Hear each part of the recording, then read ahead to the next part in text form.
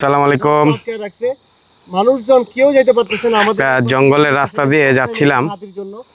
এবং এই হচ্ছে দেখেন হাতিটা, এই হচ্ছে আমাদের বাইক যেটা দিয়ে আজকে আমরা এই জঙ্গল পুরোটা ট্যুর করব। সামনে আসলে খুবই আতঙ্ক।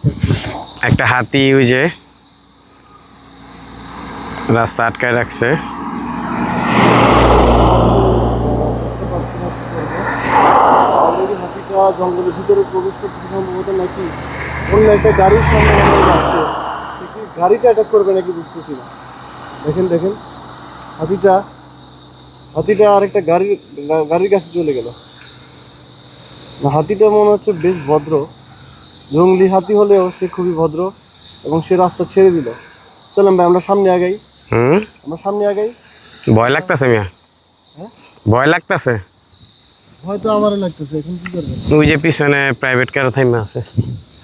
তারা নতুন স্থানীয় মানুষজন, তারা দেখতেছি